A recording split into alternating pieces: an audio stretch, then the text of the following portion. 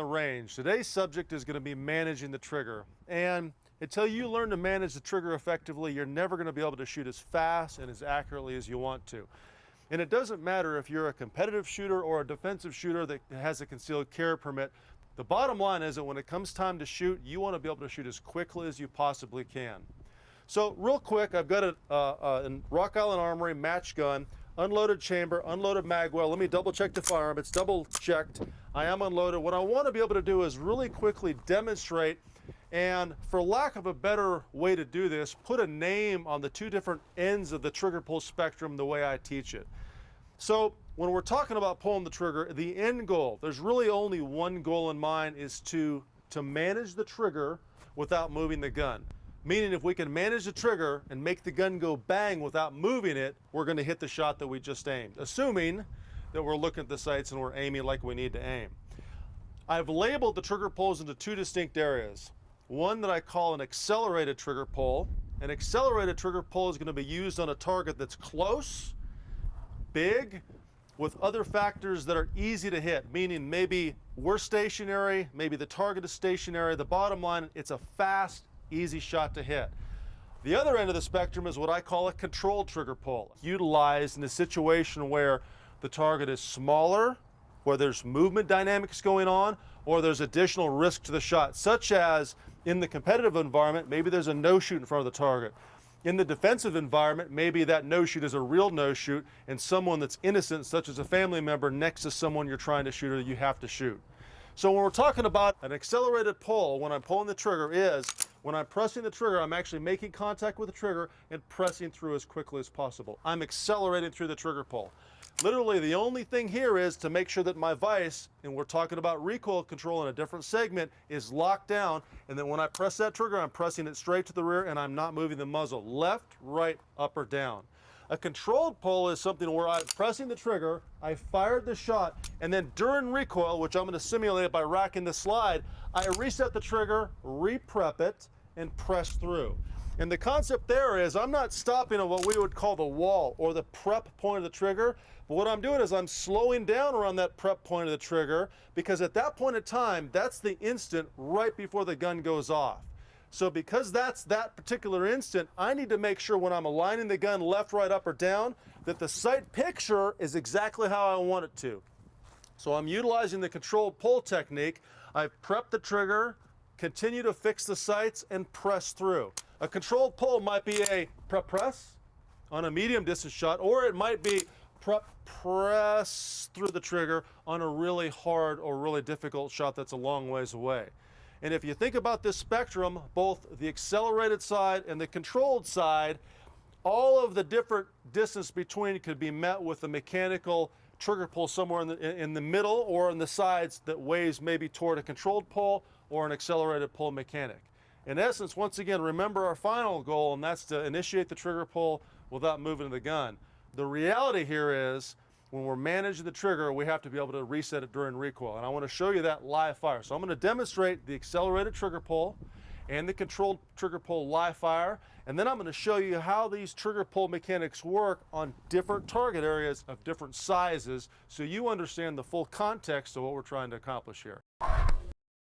So I've got my Rock Island Armory 45 ACP match gun set up here, and I want to demonstrate the difference between the accelerated pull and then the controlled pull. And then what we'll do is we'll show a quick clip of the target and those shots as they're going. Remember, once again, as a refresher, the accelerated pull is going to be close, big target, easy to hit, less risk. The controlled pull, farther away, harder target, more risk, other dynamics going on where I need to maintain a little bit more sight picture, a little more trigger control on that prep area of the trigger right before the gun goes off. And remember, when you're pulling the trigger, that instant before the gun goes off is the key instant we need to be paying the most attention to when we're initiating the trigger pull. So an accelerated trigger pull, if you just watch my trigger finger here, literally when I'm pulling the trigger, I'm simply pressing straight through and firing it. Now what you might see when I'm demonstrating this drill is my finger actually loses contact with the trigger sometimes. Oftentimes when you watch top-level professional shooters shoot, you're going to watch them shoot, their finger almost always will leave the trigger. And the concept there is the faster they pull the trigger, the more they need to ensure that the trigger gets reset during recoil. Their goal, once again, is to press straight to the rear. Now watch this. A controlled pull is a situation where I've actually prepped the trigger, I have to fine-tune the sights, and watch what my finger does during recoil. You're going to see it come off the trigger, reset, and re-prep it. So by the time the gun returns to 0, I've re-prepped the trigger. And the concept, once again, is get off the trigger, reset it, re-prep it. And it really doesn't matter how far you come off the trigger. Now granted, I wouldn't want my trigger finger to go to the front of the trigger guard or move any farther than it needed to. But the thing here is I need to ensure that I get it reset. So once again, watch my trigger finger here. When I fire the shot, you see it flip off the trigger and back in contact with the trigger, re-prepping during recoil. And the key point there is, your test is, if the gun is ready to fire when it returns from recoil, you're doing the right thing. If, however, I pin the trigger, and listen for this because you're going to hear a distinct sound here. If I pin the trigger, fire a shot, and then reset it, hopefully you could hear that click, then I'm actually resetting the trigger after recoil, which is the wrong thing to do because then the gun's recoiled, it's recovered, and I still have work to do. We don't want that. I want to be able to fire the shot the second the muzzle returns to 0. And if you paid attention to that segment on managing recoil and building a good grip on the handgun, that's going to happen very quickly. So those are the two differences between the controlled pull and the accelerated pull. So now I want to demonstrate on a target that I'm going to be shooting at how I would utilize an accelerated or a controlled trigger pull and how I might practice it by simply setting up one target. Now if you look at that target down there, if you look at that high center chest, that combat effective hit area on the body, and also the square on the head, up in the upper head. Those two squares honestly are about the same size. But if you think about the difference in those two target areas, one offers significant risk, i.e. if I shoot at the head the same pace I shoot at the body, and I miss a shot and that bullet goes elsewhere, it's going into someone that's innocent that I don't mean to shoot.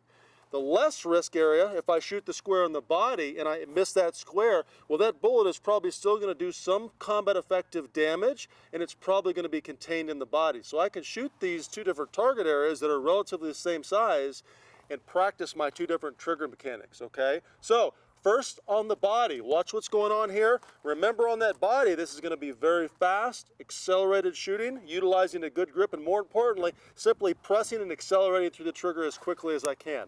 So 4 shots on the body to get my hits. Okay, and that's about as fast. And if you watch my trigger finger on the previous demonstration, literally my finger is simply pressing through the trigger and pulling it straight to the rear. Now to the head target where I'm actually going to be resetting and prepping and making sure that that next shot I fire is absolutely going to go where I want it to. So once again, this is a controlled pull, resetting and prepping during recoil. Here we go. Okay, and if you look at those hits and listen to the pace, you can hear a significant difference in the pace between my accelerated trigger pull and my controlled trigger pull. And oftentimes, whether I'm training for defensive or competitive purposes, I will simply set up one target and practice on the body and head areas from 7 to 10 yards away, and I can work on the mechanics of those two different trigger pulls. So now I've introduced you to the accelerated pull, the controlled pull, and understand the importance of pulling the trigger and doing the one thing that we have to do, which is not move the gun when you're initiating that trigger pull.